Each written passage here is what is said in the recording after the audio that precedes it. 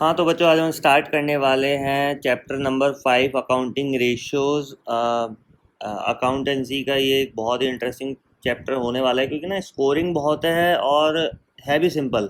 थोड़ा सा लेंदी ज़रूर है, 192 पेजेस का है, लेकिन भाई लेंदी तो हो गई भाई। 12th क्लास में आप लोग पढ़ रहे हो तो थोड़ा टिपिकल गेम हो जाता है। लेकिन हम स्टार्ट करेंगे। भाई मैंने क्या करा है, ये पूरे 6 पेज में समझाने वाला नहीं हूँ आपको। देखो, ये मैंने जो PDF बना रखी है इसमें, ये मैं पूरे 6 पेज समझाऊंगा नहीं, लेकिन मेन जो चीज़ें हैं इसमें वो आप लोगों से डिस्कस करूंगा, जिससे कि आप लोगों को अकाउंटिंग रेशियो के बारे में पता भी होगा थोड़ा बहुत, और थोड़ा सा ज़्यादा पता चल जाएगा। क्या बोल रहा है, ये थोड़ा सा ब्लर सा हो गया, लेकिन हाँ करेंगे हम, मैं क्योंकि बोलूँगा अभी इसमें।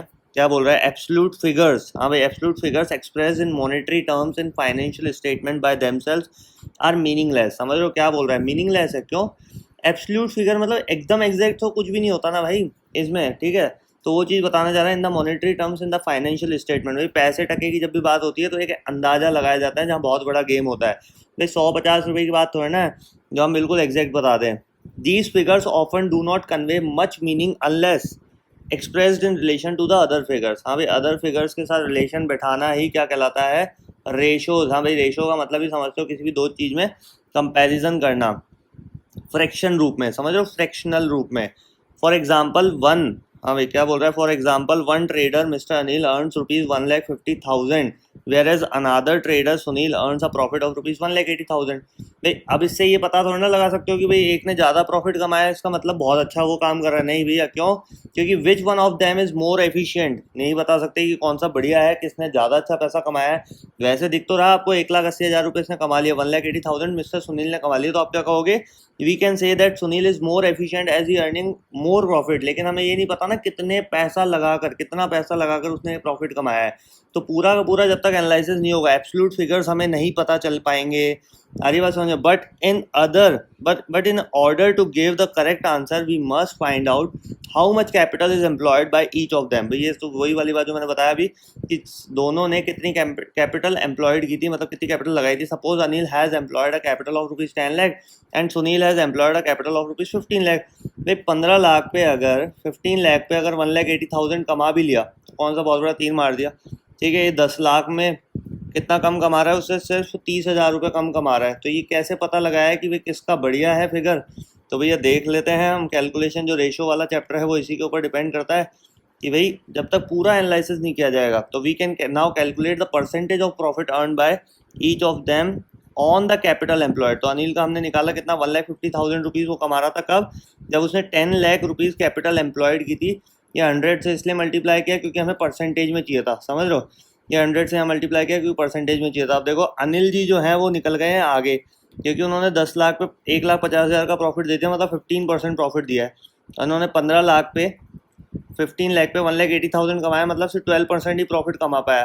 तो ये तो हो गए हमारे, ये तो हो गए अनिल जी हैं, और ये हो गया हमारे, कैसे बनता है भाई थंब का निशान, लाइक दिस है। अबे क्या जूता बना दिया मैंने भाई, क्या कर रहा हूँ मैं भी यार, बेइज्जती करवाओगे, बेइज्जती है। समझ पा रहे हो बात जो मैं कहना चाह रहा हूँ? क्या 15% तो क्या हो गया हमारा, अनिल ने प्रॉफिट कमाया है, और 12% सुनील ने। तो टोटल मिला के जो कहने का मतलब है, रेशोज इसलिए निकालते हैं जिससे कि एक्चुअल एनालिसिस हो पाए। This shows that Anil has earn 15 rupees for every 100 rupees of capital. भाई 15 रुपीज़ क्यों? क्योंकि 15% किसका निकलता है भाई, टोटल 100% होता है। तो 100% का अगर 15% निकालोगे आप, तो वही 15 रुपीज़ हो जाएगा। तो 100 रुपये पर 15 रुपये कमा रहा है, ठीक है। और इससे क्या पता लगेगा, 100 रुपये पर 12 रुपीज़ कैसे, क्योंकि 100 से अपन ने मल्टीप्लाई किया ना। तो कोई भी चीज़ क्या होती है, 100% के बराबर होती है। कोई भी चीज़ अगर होती है तो 100% के बराबर होती है। उसमें से हमें 15% ये प्रॉफिट कमा के दिया है, इसलिए हमने यहाँ पे क्या लिखा है, 100 रुपीज़ पर 15 रुपीज़ यहाँ पर इसने कमाया। समझ पा रहे हो बात? तो ये वाला सिनेरियो है, पूरा सा गेम है। सारी चीज़ें मैं नहीं बताऊँगा, बुक सब लोगों के पास होती है। मैं सिर्फ मेन चीज़ आप लोगों को क्या करना चाह रहा हूँ, यहाँ पर बताना चाह रहा हूँ, वो थोड़ा ध्यान से देख लेना, चीज़ें समझ में आ जाएंगी। हाँ भाई, the above example shows that the figure assume significance only when expressed in the relation of the other figures. भाई पूरे फिगर्स नहीं होंगे तब तक नहीं कर पाओगे। Just as an example given above, the absolute figures of the profit was meaningless but when the figure of the profit was expressed in the relation to capital। भाई जब तक आप एक्चुअल फिगर्स पूरे के पूरे नहीं लाओगे जब तक रिलेशन नहीं बैठाओगे। आप सिर्फ हवा में बात करोगे भाई उसके हिसाब से ये था, जैसे कि हमारे घर वाले बात करते हैं बेटा उसकी इतनी परसेंटेज बनी, अरे भाई ट्वेल्थ को मैच करो ना, ट्वेल्थ और सेवन्थ क्लास को क्यों मैच करते हो? सेवन्थ क्लास की परसेंटेज तो अलग ही आएगी ना, क्योंकि पढ़ाई होती है कम और ट्वेल्थ क्लास में होती है ज़्यादा। तो ट्वेल्थ क्लास का सेवन्थ क्लास से क्या कंपेरिजन, आ रही बात समझ में?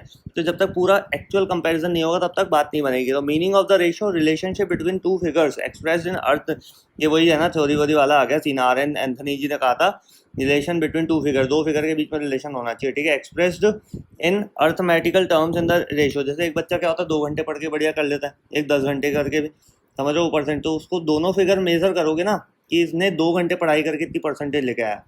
हालांकि यहाँ परसेंटेज की क्या ही मैं एग्जांपल दे रहा हूँ, क्योंकि परसेंटेज इतनी मैटर करती नहीं हमारे लिए मैटर करती है नॉलेज, और आखिरी में ले दे के भैया पैसा। पैसा कितना कमाते हो आप? तो वही वाली बात है, कितने घंटे में कमाते हो?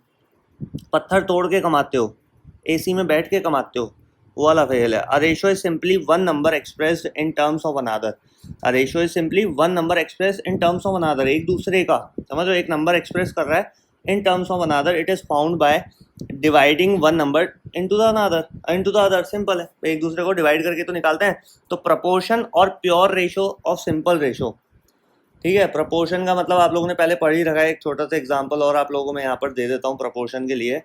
हमने बचपन में ये चीज़ें करा कि 3:6, फिर ये प्रपोर्शन वाला सीन होता था 5:10, 3 to the 6, 5 to the 10, that means they both are in the proportion. अब इसको हम क्या करते थे बचपन में 7th 8th क्लास में, 3 10 30 और 6 5 30, 30 = 30, दैट मीन्स ये क्या है, दोनों प्रपोर्शन में है। आगे बात समझ में? अगर इसी की जगह अगर 15 होता, क्या होता है इसी की जगह अगर 15 होता 10 की जगह, तो वो प्रपोर्शन में नहीं हो पाता। जैसे 3:6 प्रपोर्शन 5:15, तो ये तो 5 3 15 हो रहा है, 3 2 6 हो रहा है, समझ रहे हो? तो एक्चुअल नहीं हो पाया ना प्रपोर्शन में। तो वैसे ये रेट और सो मैनी टाइम्स, तो एक बार इसको बात कर लेते हैं। It is expressed by the simple division of a number by another.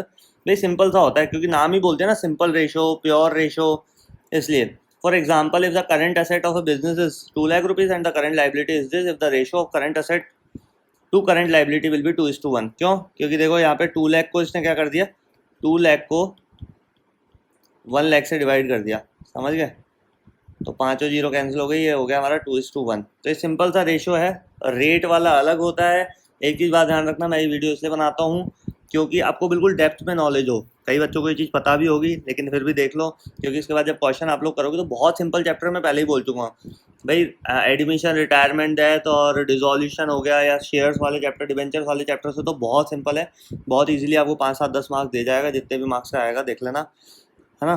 तो अब है रेट और so many times in this type, it is calculated how many times a figure is in comparison to another figure. For example, if the firm is credit sales during the year is 2 lakh rupees and its trade receivable at the end of the year are 40,000, तो ये हमेशा rate में show होता है, किसमें, कितनी बार है कोई भी चीज़, 5 टाइम्स है या लाइक इस ट्रेड रिसीवेबल टर्नओवर रेशियो कैसे निकलेगा? तो भाई टोटल हमारा क्या था, credit sales during the year is 2 lakh rupees.